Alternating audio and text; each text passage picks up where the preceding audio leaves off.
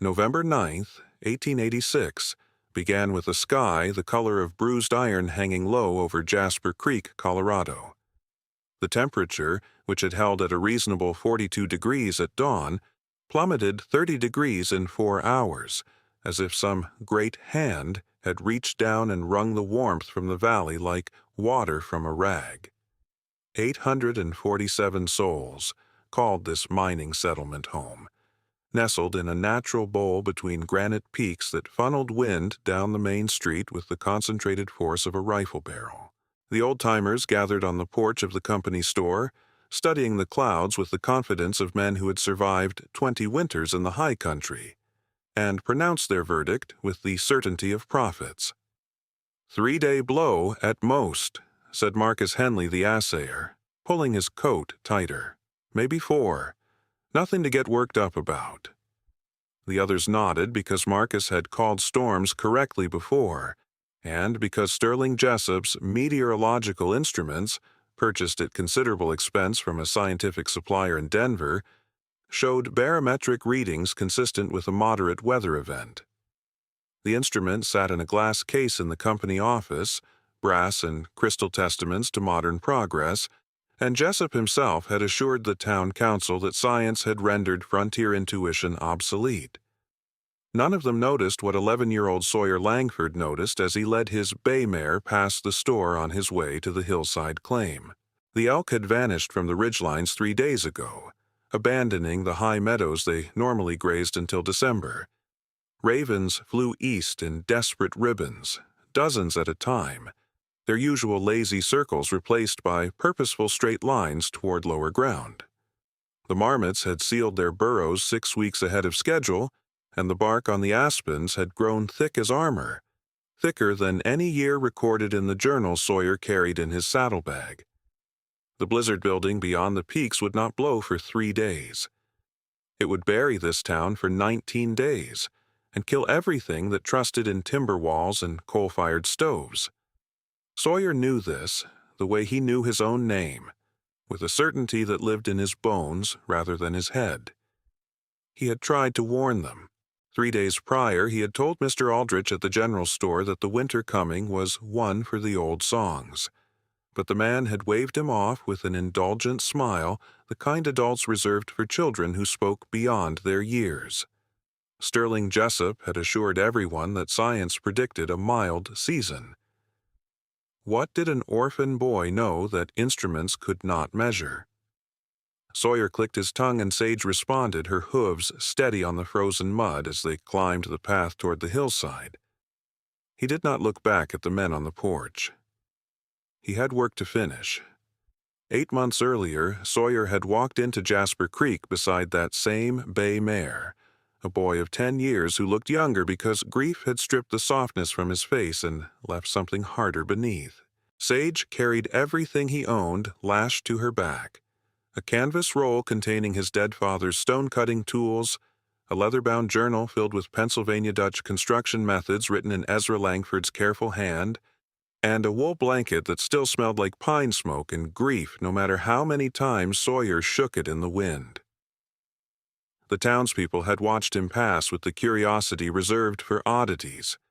An orphan boy leading a mare loaded with rock-working tools, heading toward a claim everyone knew was worthless. The 40 acres had passed through 3 owners in as many years, each abandoning it when they found nothing but stone where they hoped for silver. The last owner had sold the deed for $8 to a dying man in Colorado Springs who wanted to leave his son something, anything, that might be called inheritance. Ezra Langford had never seen those 40 acres. The fever took him in the spring of 1886, in a rented room that smelled of camphor and futility, while Sawyer sat beside the bed and listened to his father's breath grow shallow. Ezra had been a stonemason in Pennsylvania before the wandering sickness took hold of him, before he loaded his tools and his son onto a wagon and headed west, chasing rumors of construction work in the growing mountain towns. He had built foundations and chimneys and root cellars across 3 territories, and in every place they stopped, he taught Sawyer to read stone the way other boys learned letters. "This granite will split clean along that seam there," Ezra would say, running his calloused fingers over raw rock faces. "You see how the color changes? That is where the weakness lives. And this sandstone, feel it crumble. This stone wants to become dust. But this one, this gray fellow with the blue veins, this stone wants to become shelter. You must learn to ask what the stone wants before you demand what you want from it." Sawyer had learned. Through 3 years of camps and construction sites and rented rooms, he had learned to feel the heartbeat of rock, to predict where a chisel strike would cleave clean and where it would shatter. His hands, small as they were, developed the calluses of apprenticeship. His eyes learned to see the invisible architecture of geology. "Stone does not care about your intentions," Ezra told him one evening as they sat before a fire in Wyoming territory. "Stone only cares about physics, gravity, pressure, thermal expansion. You cannot convince stone to do what it does not want to do. But if you understand what stone wants, you can build something that will stand when everything else falls." Ezra died on a Tuesday in April, his hand cold in Sawyer's grip by the time the doctor arrived. He was buried in a cemetery outside Colorado Springs in a grave marked with a stone Sawyer shaped himself over 3 days of silent work. The inscription read only, "Ezra Langford, stonemason, 1841 to 1886, but beneath the words, Sawyer had carved a small symbol his father had used on all his finest work.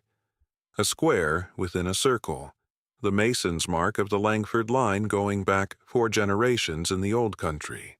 Sawyer sold the wagon for $7, kept the mare, and walked north toward the claim his father had purchased but never seen.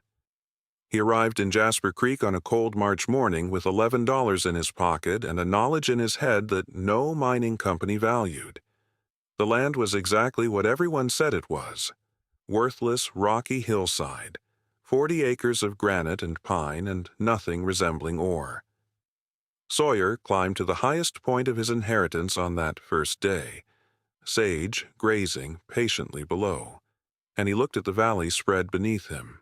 He saw the town huddled along the creek, timber buildings with pitched roofs designed to shed snow.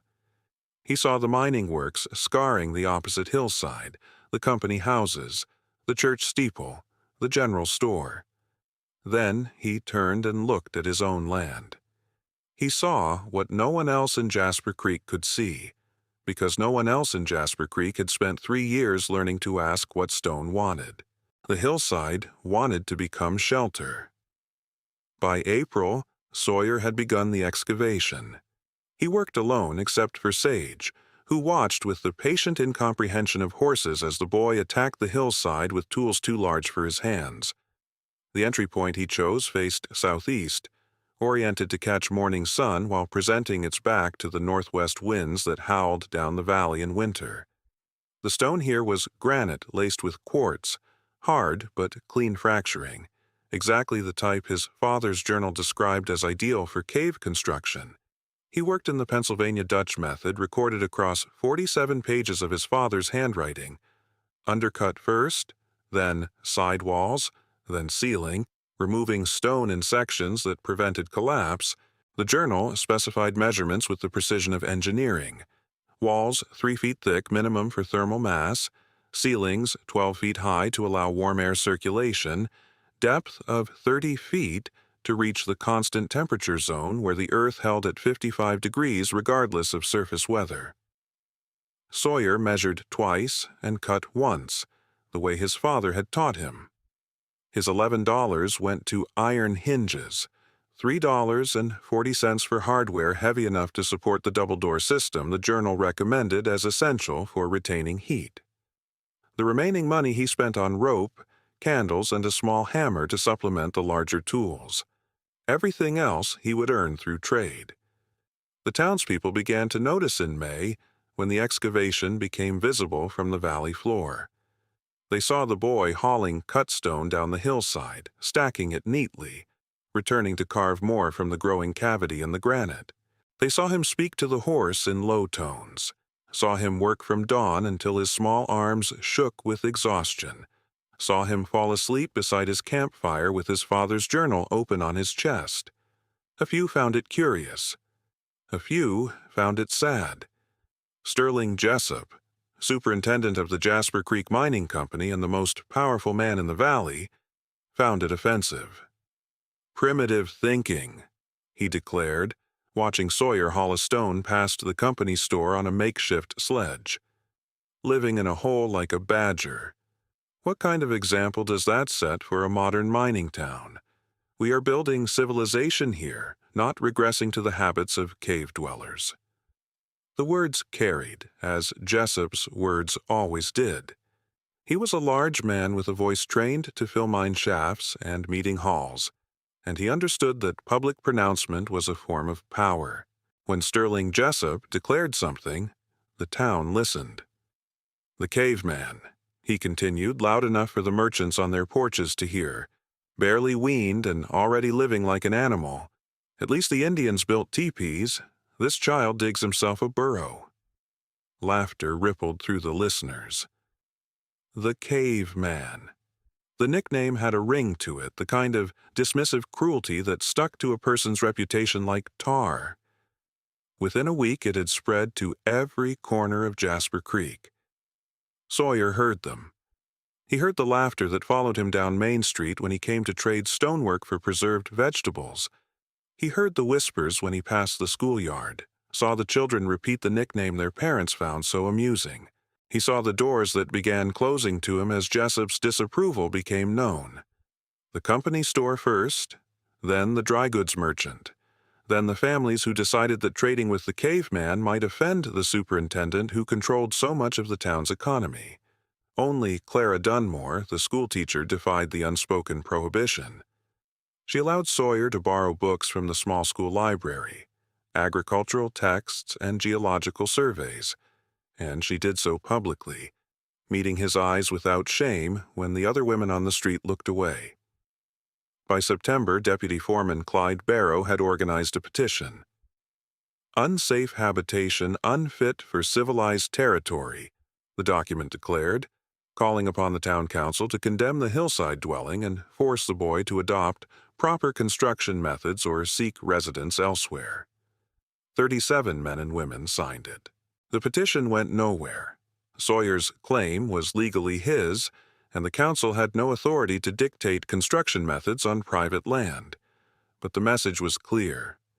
Jasper Creek did not want the caveman or his primitive ideas. On an evening in early October, with the excavation nearly complete and winter coming fast, Sawyer stood at the mouth of his stone dwelling and spoke to Sage. It was the only time he allowed himself to voice what he knew, the only moment he permitted the frustration and grief and certainty to escape his chest.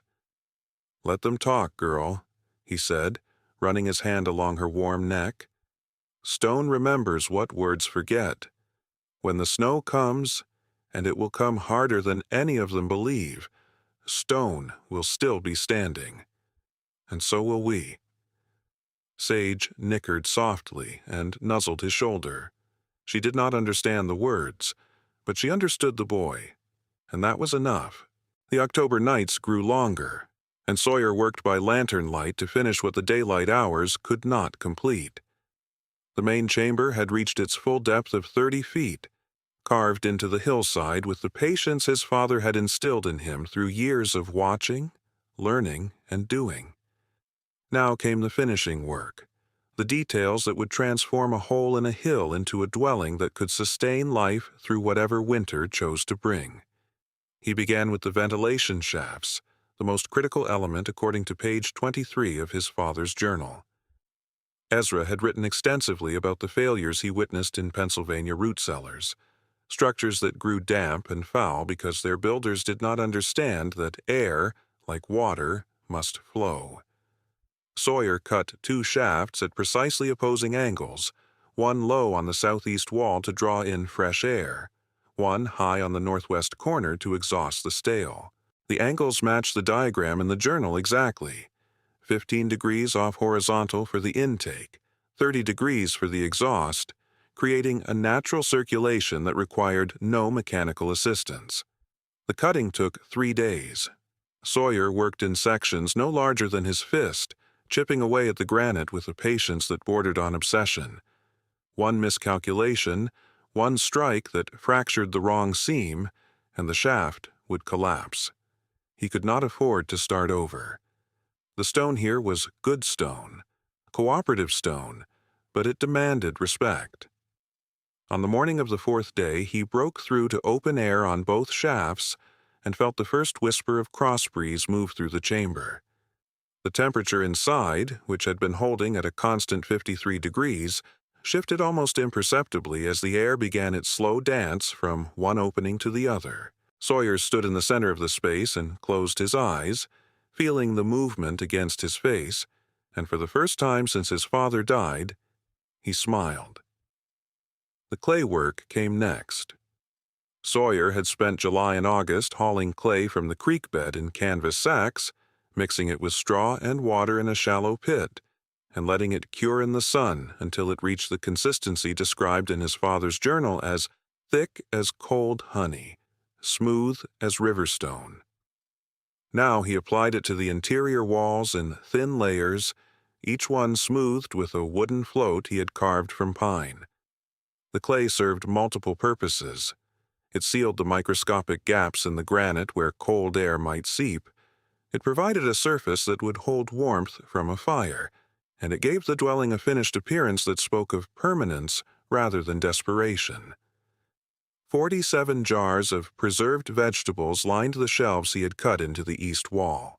He had earned them through stonework, a repaired chimney for the widow Cobb before her death, a foundation repair for the feed store before its owner joined the petition against him, 3 days of labor building a stone water trough for a rancher 6 miles outside town who neither knew nor cared about Sterling Jessup's opinions. The rancher had paid in vegetables and smoked venison, 300 pounds of meat that now hung from iron hooks Sawyer had driven into a ceiling beam. The firewood pile grew daily. Sawyer cut standing dead timber from his own 40 acres, trees killed by beetle or lightning, their wood dry and seasoned and ready to burn clean. He stacked it in cords along the north wall of the main chamber, each piece cut to a uniform length of 18 inches to fit the stone hearth he had built according to his father's specifications.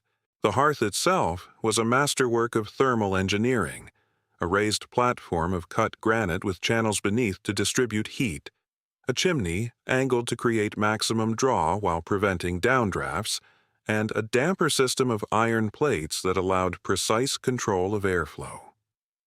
By the end of October, Sawyer had accumulated enough wood to burn continuously until April. He had food enough for 6 months of careful rationing. He had water from a seep he had discovered during excavation, a slow but steady trickle that emerged from a crack in the granite and collected in a basin he had carved to hold it. The dwelling was complete. If you want to see another tale of wilderness survival knowledge proving critics wrong, check out our video called The Trapper Who Predicted the Flood. Same channel, same hard-earned wisdom.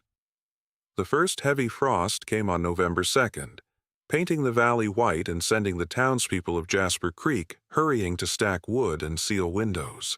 Sawyer watched from the mouth of his dwelling as smoke rose from chimneys throughout the settlement, gray columns climbing into a gray sky. He saw men carrying coal from the company store, women hanging quilts over drafty windows, children gathering kindling from the edges of town. Everyone was preparing for winter. None of them were preparing for what was actually coming.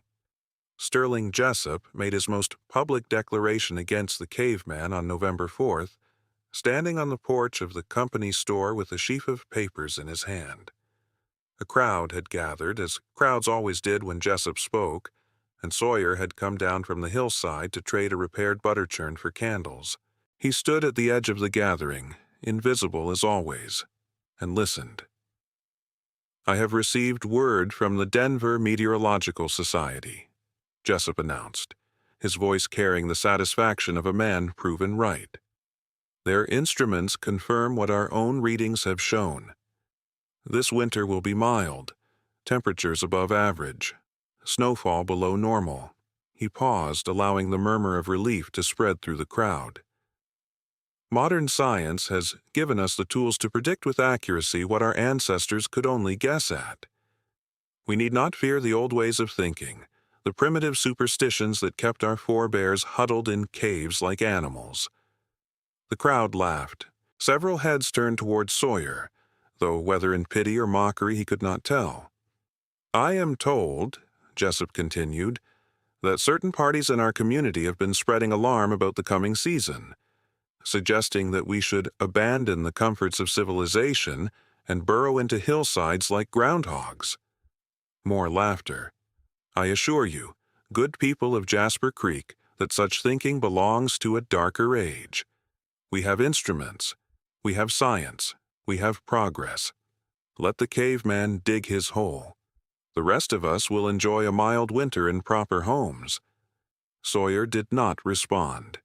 He completed his trade with the chandler, tucking the candles into his coat pocket, and walked back toward the hillside path without speaking to anyone. But Clyde Barrow, emboldened by Jessup's performance, stepped into his path. "Where you going, caveman?" Barrow asked, loud enough for nearby listeners to hear.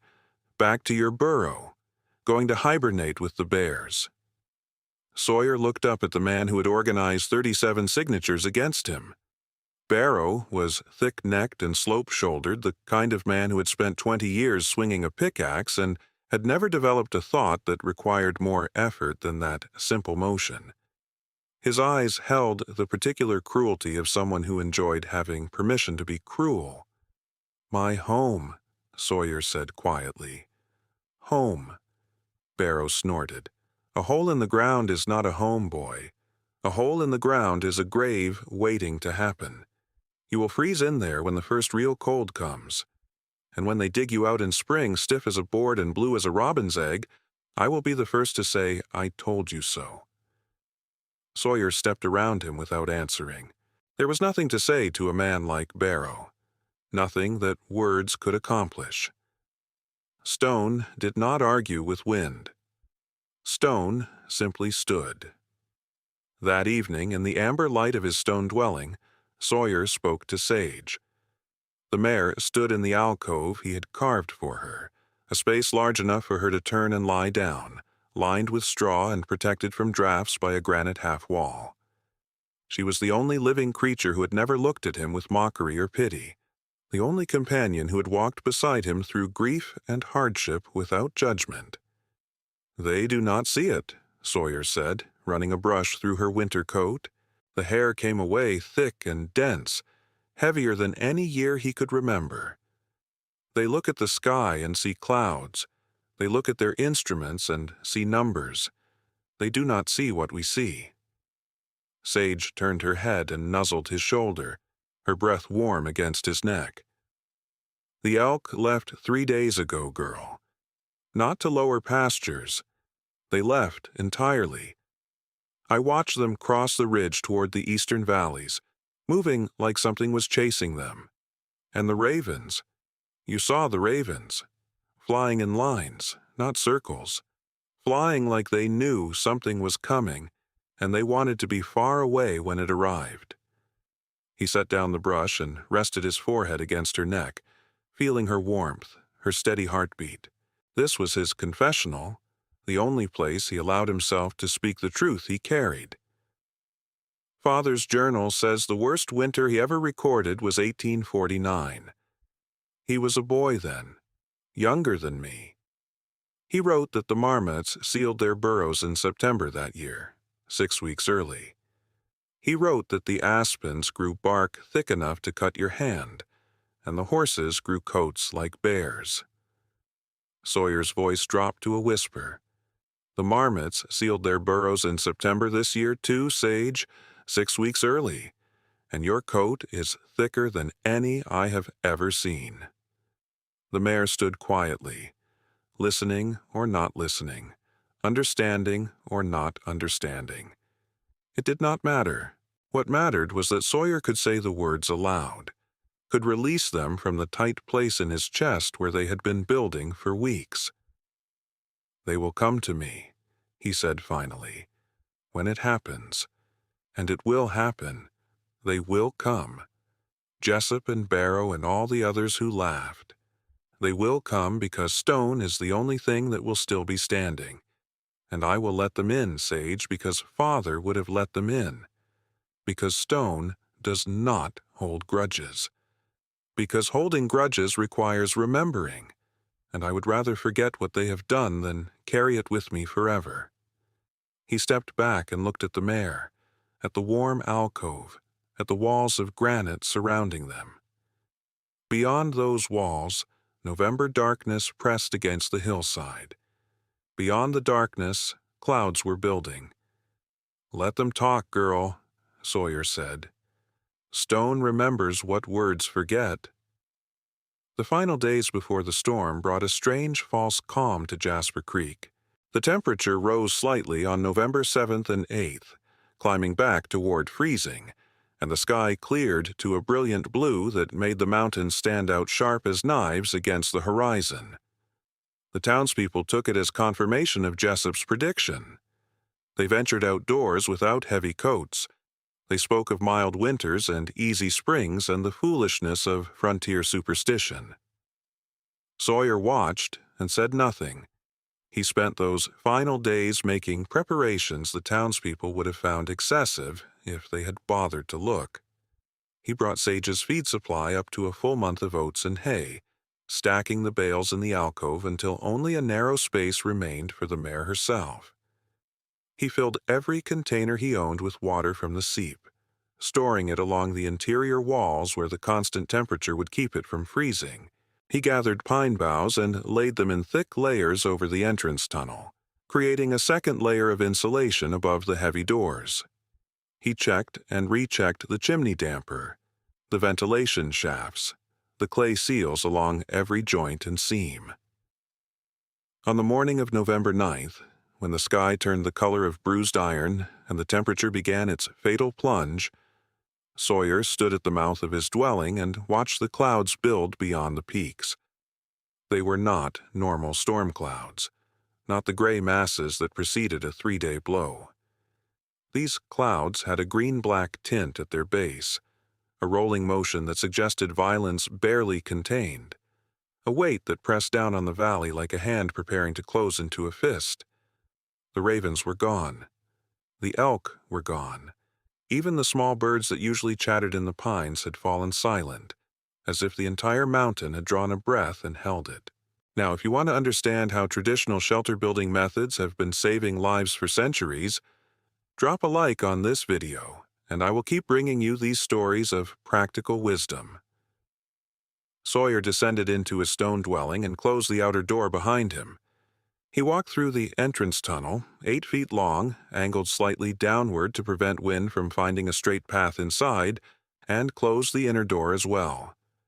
The double-door system sealed with a satisfying solidity, the iron hinges he had purchased with his father's last dollars holding firm against the weight of the granite frame.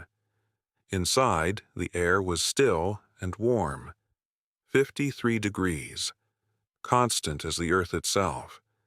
The fire in the hearth burned low and steady, its heat radiating from the stone platform into the room. Sage nickered softly from her alcove, already drowsy in the comfortable dimness. Above them, invisible but approaching, the blizzard gathered its strength. The storm announced itself on November 10th with a sound like cannon fire, the first gust slamming into the valley with enough force to rattle windows throughout the town. By midnight, the wind had risen to a continuous howl that made conversation impossible even indoors. By dawn, on November 11th, the first true wall of white had descended on Jasper Creek, and visibility dropped to less than 10 feet. Inside the stone dwelling, Sawyer heard none of it. The 3 feet of granite separating him from the outside world absorbed the wind's fury, transformed its shriek into a distant murmur barely louder than breathing. The temperature remained constant. The fire burned steady. The supplies on the shelves sat undisturbed. He slept well that first night, and the second, and the third. He ate his meals according to a rationing schedule he had worked out in advance. He exercised by walking the perimeter of the chamber, 50 circuits in the morning and 50 at night. He read his father's journal by firelight, memorizing pages he already knew by heart. He spoke to Sage in low tones, grooming her coat and checking her hooves and ensuring she had water and feed. On the 4th day he heard the first sounds from above. Distant crashes, muffled by stone but unmistakable. Buildings collapsing, roofs giving way, the architecture of civilization surrendering to forces it had not been built to withstand. Sawyer climbed the entrance tunnel and pressed his ear against the outer door. Through the wood and the stone and the packed snow that had already drifted against the entrance, he could hear screaming. He did not open the door. Not yet. Opening the door in the midst of the storm would accomplish nothing except to let in the cold that was killing people by the dozen in the valley below. He could not save them by dying alongside them. So he waited. He waited and listened and tracked the days by the methodical consumption of his supplies. He added a page to his father's journal each night, recording temperatures and observations and the sounds that penetrated his granite walls. He prayed, though he was not certain to what or whom, that the storm would end before everyone in Jasper Creek was dead. On the 11th day, someone found him. The knock was weak, barely audible through the outer door, a sound like a bird striking a window, fragile and desperate. Sawyer climbed the entrance tunnel and listened, his heart pounding in his chest. "Please." A woman's voice, faint as a whisper. "Please. The children are cold." Sawyer recognized the voice. Clara Dunmore, the schoolteacher who had defied Sterling Jessup to lend him books, the only adult in Jasper Creek who had shown him kindness. He opened the outer door. The cold struck him like a fist.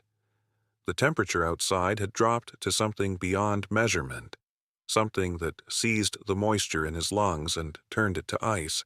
Clara stood in the entrance, frost on her eyelashes, her lips blue, her fingers curled into claws inside mittens that offered no protection against this cold. "The children," she said again. "Please." Sawyer pulled her inside and sealed the door behind her. The warmth of the entrance tunnel wrapped around them like an embrace. "How many?" he asked.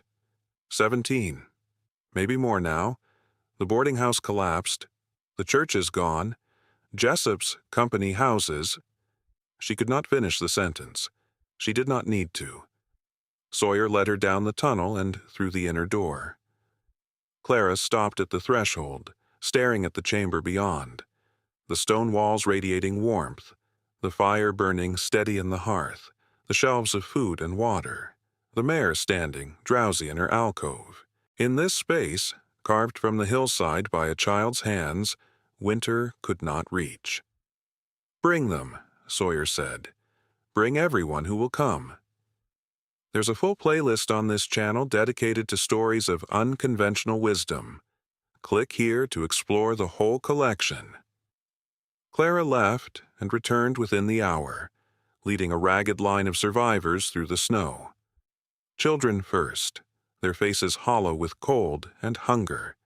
Then, the adults who had followed Clara's lead, too desperate to remember how they had once laughed at the caveman. Sterling Jessup came on the 14th day, crawling on hands and knees through a drift that had buried the last standing wall of his company house. His fine clothes were torn. His face was black with frostbite. His meteorological instruments lay somewhere beneath 20 feet of snow, their brass and crystal predictions frozen and useless. Sawyer opened the door and let him in. 83 people rotated through the stone dwelling over the final 7 days of the storm. They slept in shifts, 12 at a time, huddled around the hearth while Sawyer taught them how to seal gaps with clay and how to read stone for cutting. They ate his venison and his preserved vegetables, drank his water, burned his wood. They survived because a boy of 11 had learned what his father taught him and had built according to that knowledge while an entire town laughed. None who entered the stone walls died. Outside those walls, the blizzard continued its work. The temperature reached 41 degrees below zero on November 14th and held there for 4 days. The wind screamed through the valley like a living thing hunting for warmth, finding every gap in every timber structure and tearing at it until the gap became a hole and the hole became a collapse. 31 souls died in those 19 days. The widow Marjorie Cobb, 73 years old, froze in her bed when her chimney collapsed under the weight of ice. Thomas and Sarah Brightwell, newlyweds of 4 months, died holding each other in their boarding house room when the coal ran out on day 9. Young Peter Vance, 8 years old, survived only because his mother wrapped him in every blanket they owned and laid her own body over his. She lived but lost both feet to the frost.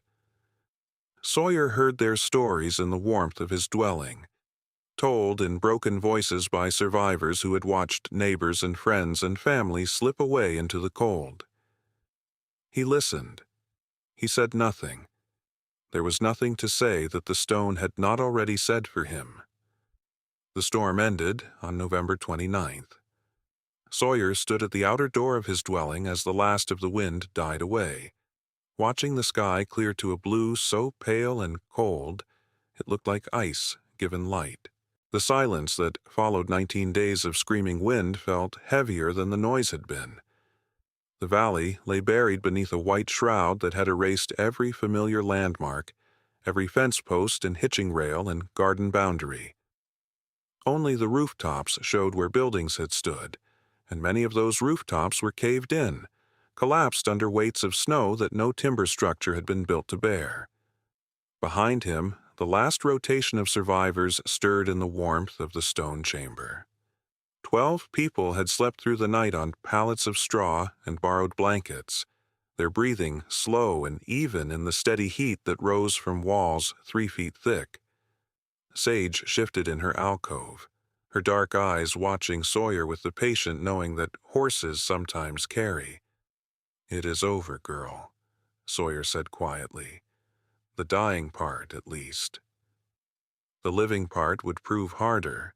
The survivors emerged from the hillside dwelling in small groups over the following hours, blinking against the brilliant light that reflected off endless white.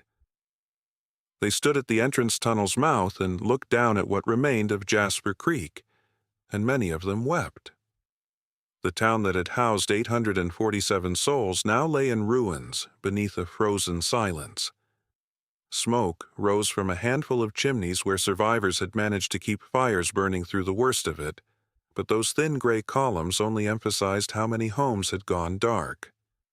Sterling Jessup was among the last to leave the dwelling. His frostbitten face had begun to heal in the days since Clara Dunmore had half carried him through the inner door, but the blackened skin on his cheeks and nose would scar. His fine woolen coat, torn and stained with the filth of his crawl through the snowdrifts, hung loose on shoulders that seemed smaller than they had been. He paused at the entrance and looked back at Sawyer, his mouth working as though he wanted to speak. No words came. He turned and made his way down the hillside path, stumbling in snow that reached his waist. Sawyer watched him go. Then he began the work of inventory. The stone dwelling had held.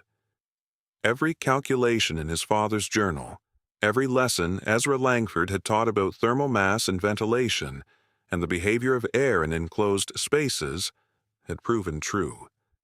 The temperature inside had never dropped below 51 degrees. The fire had never gone out. The food stores had fed 83 people for 7 days and still left enough to see Sawyer and Sage through until spring. The walls showed no cracks, no settling, no damage of any kind. The granite had done what granite does. It had stood. Outside those walls, the accounting was grimmer. The bodies appeared as the survivors began to dig. 31 souls lost to the 19-day blizzard. their deaths scattered across the calendar of the storm like entries in a ledger of grief. Some had died quickly, taken by cold in the first terrible night when the temperature plunged beyond any measurement. Others had held on for days, burning furniture and floorboards and finally hope before the cold found its way through whatever shelter remained to them. Sawyer helped with the digging when hands were needed. He brought his father's tools down from the hillside and showed the surviving men how to cut through frozen earth, how to use iron and leverage against soil that had turned to stone. The cemetery ground would not yield to shovels, so they carved it out in blocks and stacked those blocks to mark the graves. It was crude work, but it was the only work the frozen valley would allow. The first burial was the widow Marjorie Cobb. They found her in her bed, frozen solid, her face peaceful in a way that suggested sleep had taken her before the cold did. Her chimney had collapsed on the second night of the storm, tons of stone and mortar crashing through her roof and extinguishing the fire that had been her only defense against the killing freeze. Sawyer remembered repairing that chimney in September, remembered the hairline crack he had sealed with merite, and the warning he had given her about the flu's condition. She had thanked him with a jar of strawberry preserves and a pat on his head, calling him a good boy even as the rest of the town called him the caveman. The strawberry preserves had been among the supplies that fed the survivors in his dwelling. He did not mention this to anyone. The second and third burials were Thomas and Sarah Brightwell, the newlyweds whose bodies were found wrapped around each other in their boarding house room.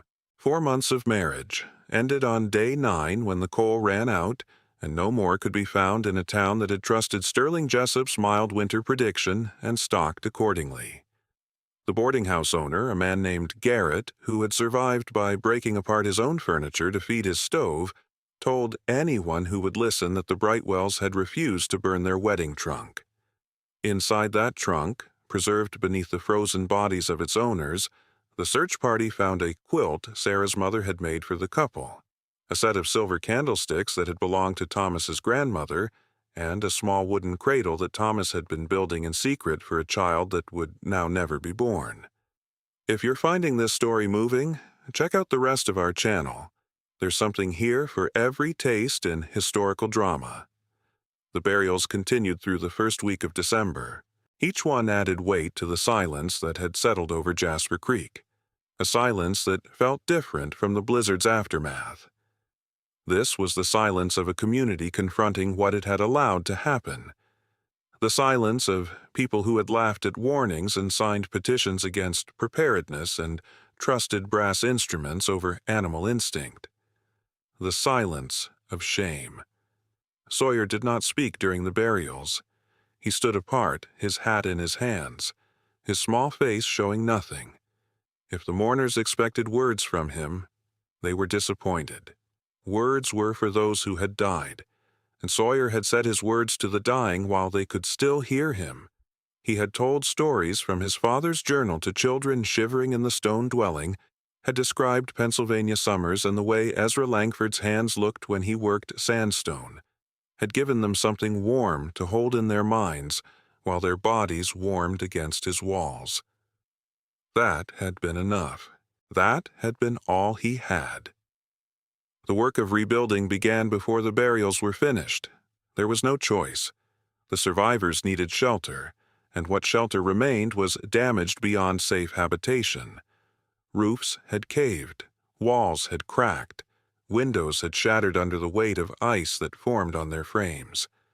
The company store, Sterling Jessup's pride, had lost its entire inventory to burst pipes and structural collapse. Its shelves stood empty behind broken glass, monuments to predictions that had promised a mild season. Sawyer opened his dwelling to anyone who needed it. "Come during the day," he told the men who gathered at his entrance. "Bring your tools. I will show you what I know." They came. They brought picks and hammers and chisels borrowed from the mining company's equipment shed, and Sawyer showed them how his father had shown him. He demonstrated how to read stone, how to find the grain that would allow clean splitting, how to calculate the thickness of walls needed to hold heat against cold. He showed them page 23 of Ezra Langford's journal, the diagram of ventilation angles that let smoke escape while trapping warmth. He explained why his entrance tunnel curved instead of running straight, how that curve broke the wind's path and created a pocket of still air that served as insulation. "Your buildings failed because they fought the cold," Sawyer said. "My building survived because it did not fight. It absorbed. Stone takes the temperature of the earth, and the earth stays warm enough. You must stop trying to hold heat with timber. Timber is a sieve. Stone is a wall." The men listened. Some of them had signed Clyde Barrow's petition 4 weeks earlier, calling this same structure unsafe habitation unfit for civilized territory. Some of them had turned Sawyer away from their doors at Sterling Jessup's suggestion, refusing to trade with a boy who encouraged primitive thinking. Now they stood in that primitive structure, alive because its walls had held them, and they listened to an 11-year-old explain principles of construction that their mining engineers had never considered. Clyde Barrow was among those who listened. The deputy foreman had survived the storm in the mining company's equipment shed, huddled with 6 other workers around a forge fire they kept burning by feeding it wooden tool handles and broken crate slats. His thick neck and sloped shoulders seemed diminished now, his body carrying a stoop that had not been there before. He stood at the back of the group when Sawyer spoke, his eyes fixed on the ground, his mouth a thin line that neither spoke nor smiled. "The Widow Cobb's chimney collapsed because the mortar was old," Sawyer said during one of his lessons. "I patched it in September. I told her it needed rebuilding from the base. She could not afford rebuilding. None of you could afford proper chimneys because all your money went to company rents and company goods and company promises about mild winters. So you lived in houses that could not hold heat and trusted a man who could not read clouds." No one argued. No one defended Sterling Jessup or the meteorological instruments or the petition that had called Sawyer's dwelling primitive. They simply listened and learned and began to understand that survival in this valley would require a different kind of thinking than the kind that had built their failed town. The teaching continued through December. Sawyer showed them how to identify the best stone for cutting, how to quarry blocks from the hillside without cracking them, how to calculate the angle of a roof that would shed snow instead of collecting it. He demonstrated the clay ceiling technique his father had learned from Pennsylvania Dutch builders, the mixture of red clay and ash and animal fat that became waterproof when properly applied. He explained why his double-door entrance system worked, how the air gap between the outer and inner doors served as insulation against the worst cold. "My father kept records," Sawyer said, holding up the worn leather journal. 47 pages of what works and what does not. He learned from his father, who learned from his father, who learned from men who built root cellars in Pennsylvania winters. This knowledge is not mine. I am only the one carrying it forward. Young Peter Vance, the 8-year-old who had survived wrapped in his mother's blankets and his mother's body, began following Sawyer everywhere. His mother was recovering in one of the few intact buildings, her bandaged stumps elevated on pillows while she waited for wounds to heal that would never fully mend. Peter had nowhere else to go, no one else to follow, and something in Sawyer's steady presence drew him like warmth draws the cold. "Will you teach me?" Peter asked one morning, standing at the entrance to the stone dwelling while Sawyer fed Sage her morning hay. Sawyer looked at the boy. Peter's face was still hollow from weeks of cold and hunger, his eyes too large for his thin cheeks, but there was something in those eyes that Sawyer recognized, something that had watched the worst and was still willing to learn. "Do you want to learn?" Sawyer asked. "Yes." "Then come inside." The lessons expanded. Peter learned to hold the chisel while Sawyer swung the hammer, learned to mix the clay compound in the exact proportions recorded on page 31 of the journal, learned to read stone the way Sawyer's father had taught Sawyer to read it. Other children joined them, orphans of the storm, children whose parents were too injured or too grief-stricken to care for them properly. Sawyer taught them all.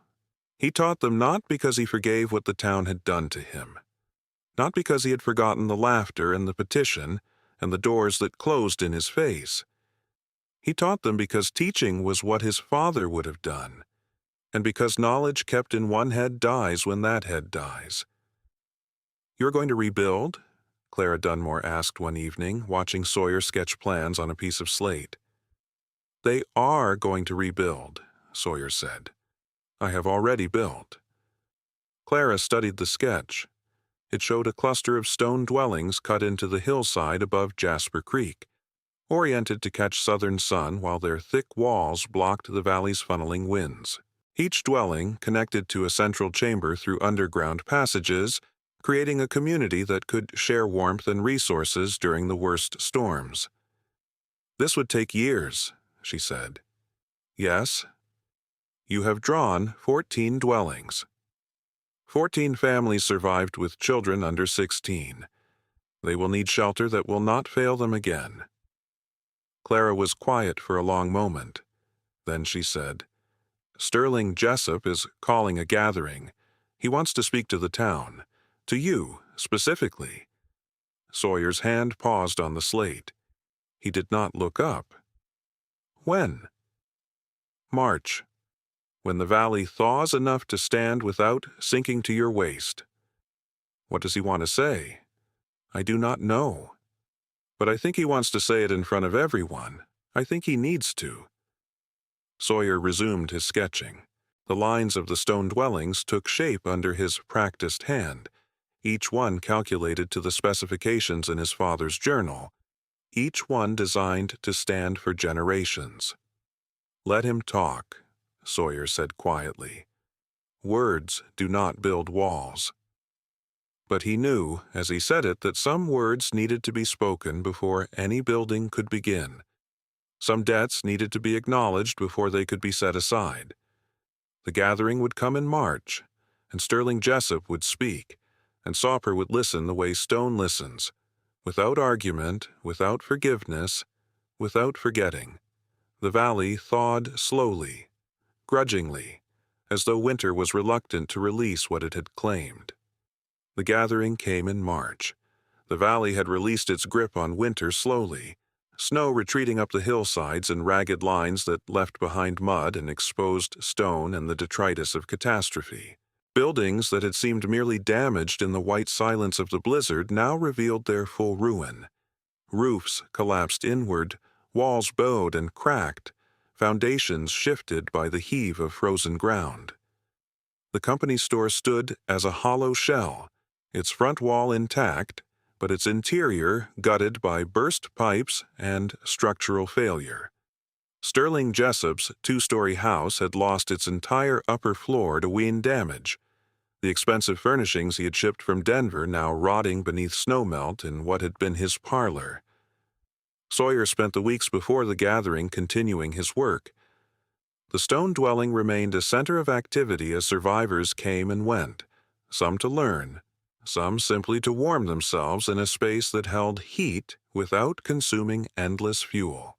83 people had rotated through his shelter during the final 7 days of the storm, sleeping in shifts of 12, sharing the venison and preserved vegetables that Sawyer had laid in against a winter he had known would come. None who entered his stone walls had died.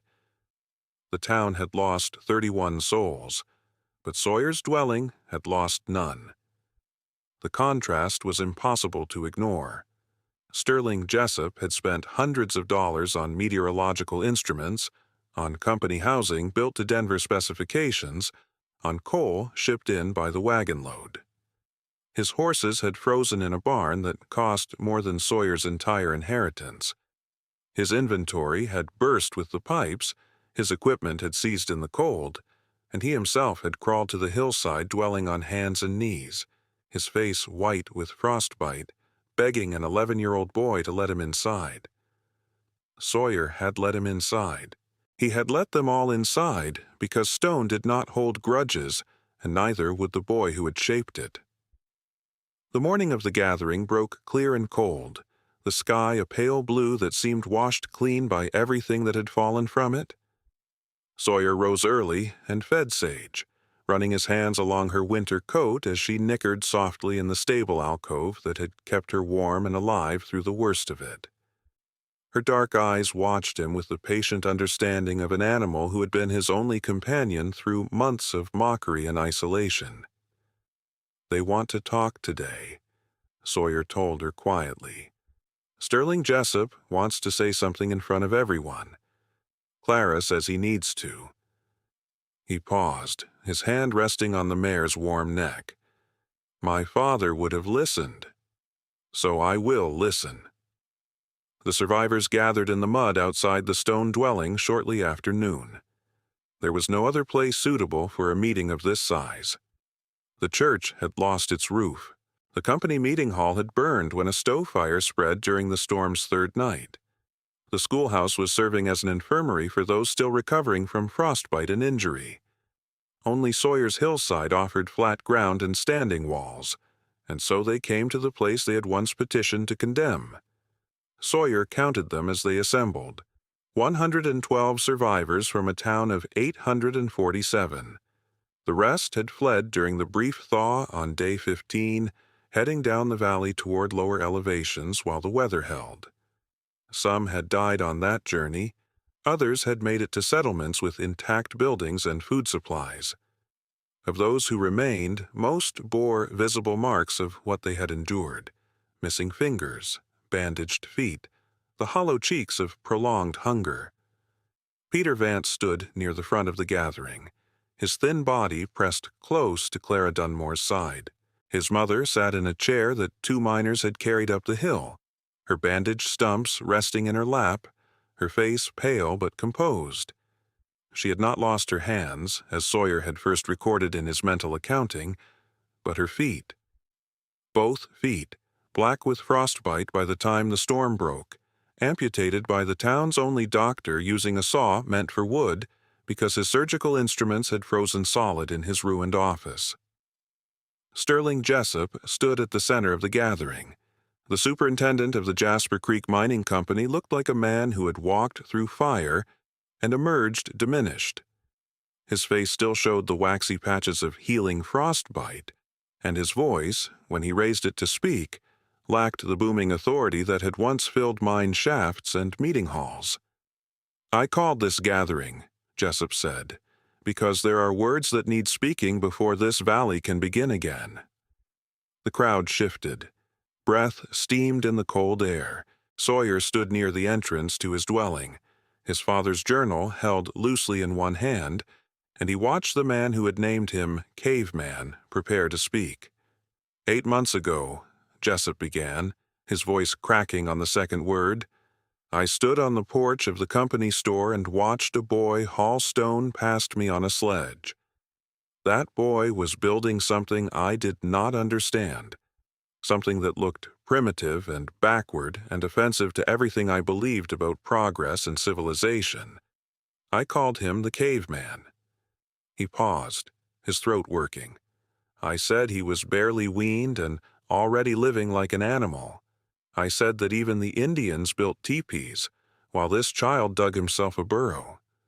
I laughed, and I made certain that others laughed with me." Jessup's hands trembled at his sides.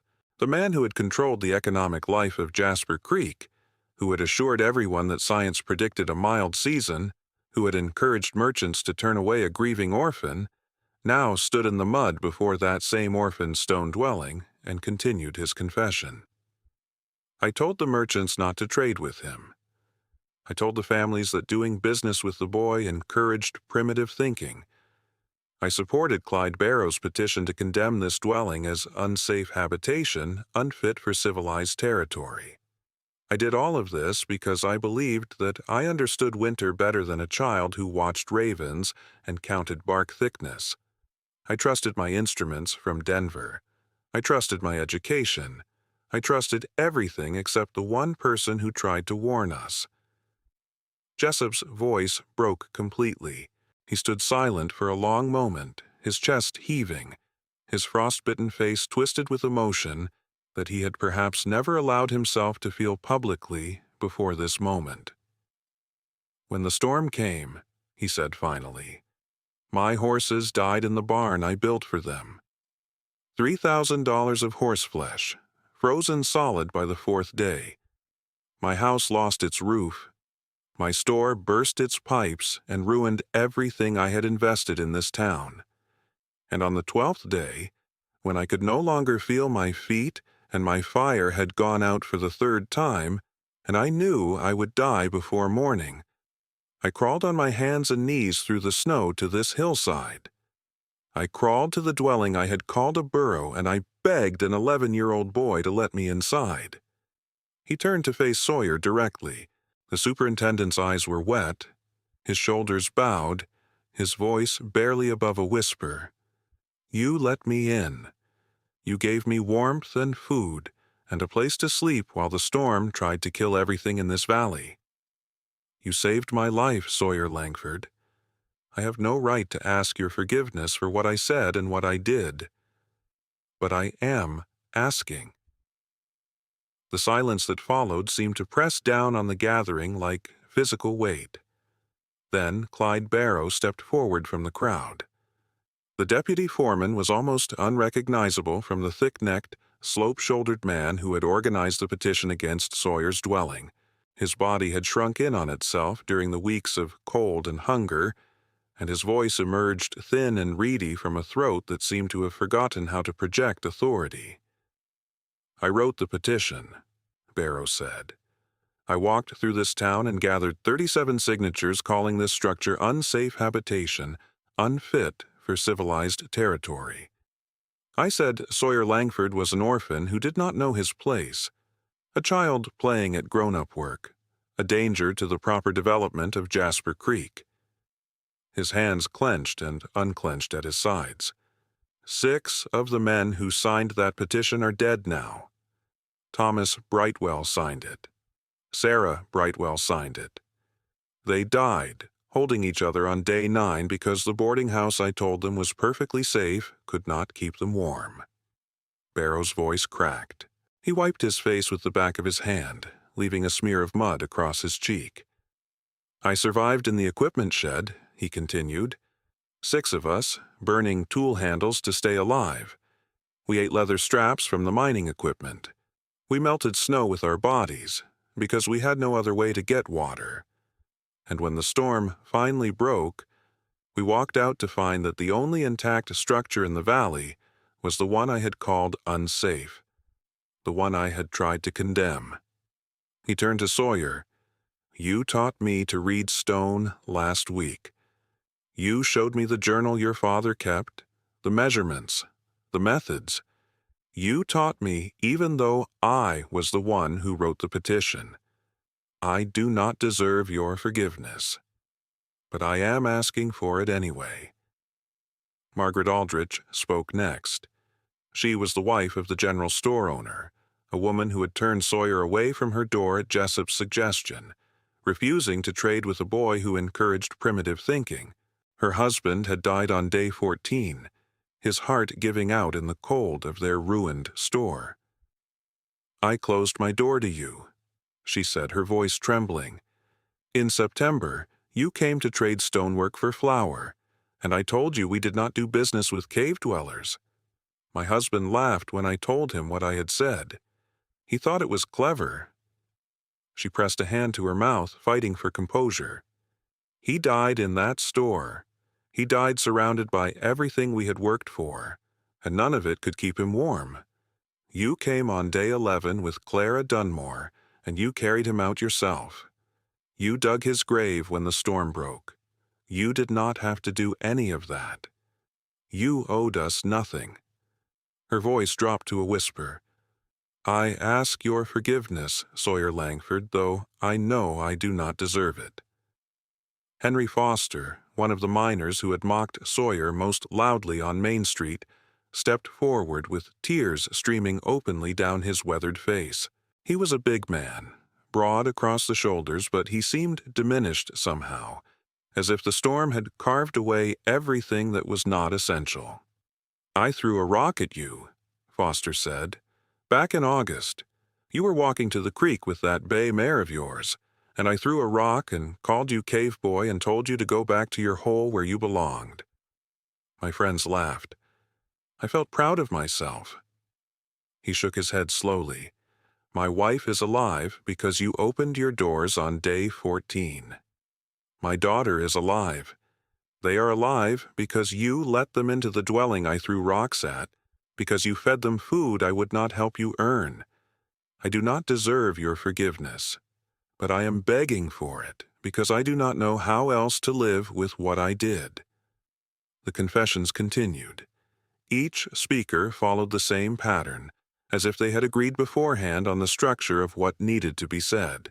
Each quoted their own cruelty, described their own suffering, acknowledged that Sawyer had saved them despite everything, and asked for forgiveness they admitted they did not deserve. When the last confessor finished speaking, silence fell over the gathering once more.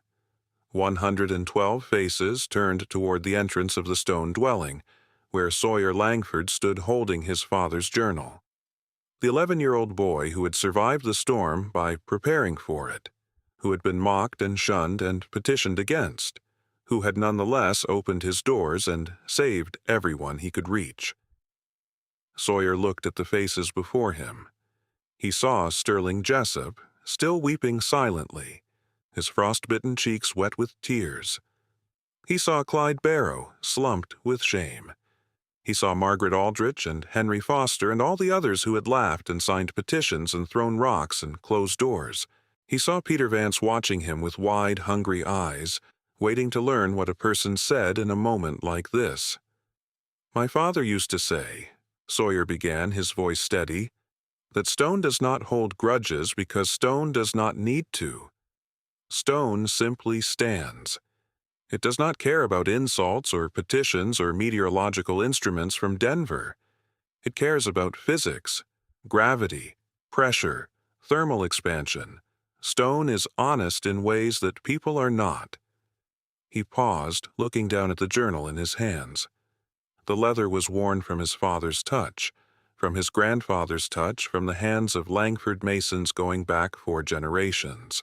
47 pages of hard-won wisdom, preserved against winters that had not yet come when the words were written. "I watched you laugh at me," Sawyer continued. "I heard the names you called me. I read the petition that said my dwelling was unfit for civilized territory. I saw the doors close when I came to trade, and I built anyway, because building was what my father taught me to do, and because I knew that the winter coming would not care about your laughter or your petitions or your doors." His voice did not waver. 11 years old, standing before the survivors of a disaster he had predicted and they had ignored, speaking with a steadiness that belonged to someone much older. "You have asked for my forgiveness. All of you, one after another. You have quoted your own cruelty and described your own suffering and acknowledged that I saved you despite everything." Sawyer met Sterling Jessup's eyes directly. "But I will not say I forgive you, because forgiveness is not mine to give for the 31 who died while you ignored what I tried to tell you. Widow Marjorie Cobb died when her chimney collapsed. I patched that chimney in September. I told her it needed rebuilding. She could not afford rebuilding because all her money went to company rents and company prices and company assurances that the winter would be mild. Thomas and Sarah Brightwell died holding each other in a boarding house that could not hold heat. They were married 4 months. They signed Clyde Barrow's petition because everyone they respected told them to sign it." Sawyer's voice dropped, but it lost none of its clarity. "I cannot forgive you on behalf of the dead. I cannot forgive you on behalf of Peter Vance's mother, who will never walk again, because the building she trusted could not do what a building must do. I cannot forgive you on behalf of every child who lost a parent, every parent who lost a child, every person who froze or starved because this town trusted instruments over observation, trusted fashion over function, trusted mockery over preparation. The crowd stood silent. Some wept openly. Others stared at the ground, unable to meet the boy's gaze. "But I will tell you what I can do," Sawyer said. "I can teach. My father taught me, and his father taught him, and his father taught him, going back to Pennsylvania and beyond. This knowledge is not mine alone. It belongs to anyone willing to learn it, willing to do the work, willing to ask what stone wants before demanding what they want from stone." He held up the journal. "Everything I know is in these pages, and everything my father knew and everything his father knew. I will teach anyone who wishes to learn. I will show you how to build dwellings that will not fail you. I will show you how to read weather that instruments cannot measure. I will show you how to survive winters that have not yet come." He lowered the journal and looked out over the gathering one last time. "Stone does not forgive," Sawyer said. "But stone does not forget either. It simply stands, holding what we teach it to hold, remembering what we teach it to remember. That is all any of us can do. Build well. Teach well. Let the work speak for itself." He turned and walked into his dwelling, leaving the gathering to disperse in silence. The rebuilding began the next day. 14 families committed to the plan Sawyer had sketched on Clara Dunmore's slate. 14 stone dwellings cut into the hillside above the ruins of old Jasper Creek. The work took years, as Sawyer had known it would. But the work began, and that was what mattered. Sawyer taught anyone who came to learn. He showed them how to read stone the way his father had taught him, how to find the grain that would allow clean splitting, how to calculate wall thickness for thermal mass. He demonstrated ventilation angles and entrance tunnel curves and the clay compound recorded on page 31 of the journal. He taught Peter Vance, who became his first and most devoted student. He taught Clara Dunmore, who gave up teaching letters to teach stone. He taught Sterling Jessup, who worked alongside the miners he had once commanded, his frostbitten hands learning a craft that his meteorological instruments had never predicted. Building like Langford, the phrase emerged slowly in the years that followed. It began as simple description, a way of referring to the new stone dwellings that dotted the hillside. But gradually, as the dwellings proved themselves through winter after winter, the phrase took on different weight. Building like Langford meant building to last. Building like Langford meant asking what stone wanted before demanding what you wanted from stone. Building like Langford meant trusting observation over instruments, function over fashion, preparation over optimism. The phrase that had begun as mockery transformed into reverence. No one in the valley called anyone caveman anymore, except as a term of respect for those wise enough to trust the earth over human arrogance. Sage died in the winter of 1891, 17 years old, her bay coat gone gray around the muzzle. Sawyer buried her in the hillside above the original dwelling, marking the grave with the stone he shaped himself over 3 days of silent work. He did not carve words on it. He carved only the mason's mark of the Langford line, a square within a circle, because Sage had been his companion through the building of something that would outlast them both, and that was honor enough for any creature. Clyde Barrow, who had written the petition calling Sawyer's dwelling unsafe habitation unfit for civilized territory, became one of Sawyer's most devoted students. He spent 15 years learning the craft, and then another 20 teaching it to others. When he died at 73, the inscription on his grave read simply, "He learned to build like Langford." Sterling Jessup never fully recovered from the frostbite that had scarred his face. He sold his mining interests and invested what remained of his fortune in the stone dwelling project, funding tools and materials for families who could not afford them.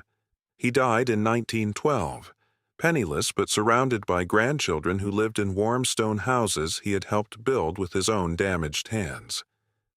Peter Vance grew up in the valley, learned everything Sawyer could teach him, and eventually carried the knowledge westward to California. where he built 37 stone dwellings in the Sierra Nevada mountains using methods recorded in a journal his teacher had copied by hand from the original. His students built more. Their students built still more. By the time Peter Vance died in 1949, there were several hundred structures across the western states that traced their lineage back to Ezra Langford's 47 pages. Sawyer Langford never married. He lived alone in the original stone dwelling, teaching all who came, recording new observations in journals that would eventually fill an entire shelf. He watched Jasper Creek become Langford Valley, watched the stone-dwelling community grow to 43 structures, watched generations of children learn to read, rock, the way he had learned from his father. He died in the spring of 1939, 64 years old, in the bed he had slept in since he was 11. Clara Dunmore's granddaughter was with him at the end, holding his calloused hand as his breath grew shallow and finally stopped. They buried him beside sage, beneath a stone marked with the Mason symbol of his family, and the entire valley came to stand in the spring mud and remember what one orphan boy had built. The original dwelling still stands. It is maintained now by the County Historical Society, a monument to the boy who carved shelter from stone when everyone around him trusted timber and coal and instruments from Denver. Visitors come from across the country to walk through the entrance tunnel to feel the constant temperature of the earth, to see the stable alcove where a bay mare once stood warm and protected while blizzards raged outside. Above the inner door, where Sawyer carved it in the summer of 1926 when he realized his hands were growing too unsteady to shape stone much longer, there is an inscription. 5 words, cut deep into the granite so they will remain readable for centuries. Summer forgets. Stone remembers. Visitors read those words and do not know their origin. They do not know that a dying man in a rented room in Colorado Springs said something similar to his 10-year-old son in the spring of 1886. Ezra Langford had pressed his cold hand into Sawyer's grip and whispered that warm months bred foolish confidence, that only good construction held the memory of what winter could do, that stone was honest in ways that people and seasons and promises were not.